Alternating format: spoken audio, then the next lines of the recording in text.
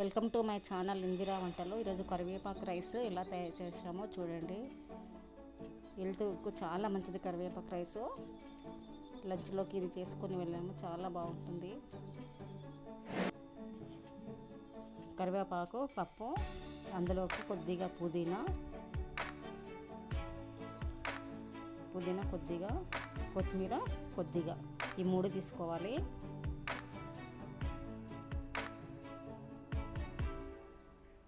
తీసుకొని గ్రైండ్ చేసి పెట్టుకోవాలి. పుదీనా, కొత్తిమీర, కరివేపాకు గ్రైండ్ చేసి పెట్టుకున్న తర్వాత స్టవ్ ఆన్ చేసి పాన్ పెట్టేసి పోపిత్తులు వేయాలి. శనగపప్పు, జీలకర్ర, ఆవాలు వేయాలి. వేసి బాగా వేగనివ్వాలి.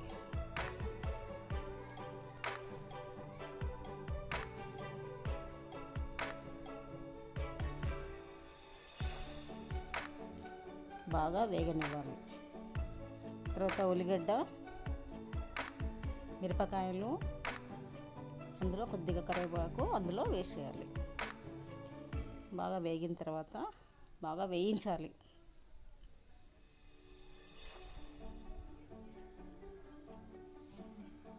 ఉల్లిగడ్డ కూడా బాగా వేగాలి. లంచ్ బాక్స్లోకి రైస్ చేసుకుంటే చాలా బాగుంటుంది. కర్రీస్ అవసరం లేకుండా ఈజీగా తినేసేయచ్చు.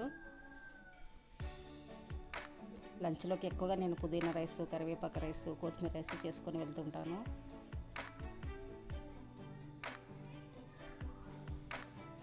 ఉల్లిగడ్డ, మిరపకాయలు నూనెలో బాగా వేగాలి. వేగితేనే టేస్ట్ వస్తుంది. కొద్దిగా పసుపు వేయాలి. పసుపు కూడా వేగనివ్వాలి. ఒక స్పూను సాల్ట్ వేయాలి.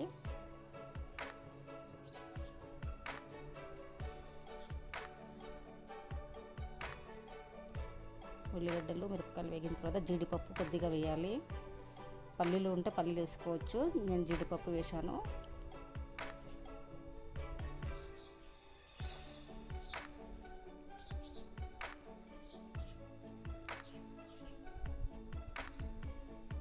అన్నీ కూడా బాగా వేయించాలి. కొద్దిగా క్యారెట్ ముక్కలు,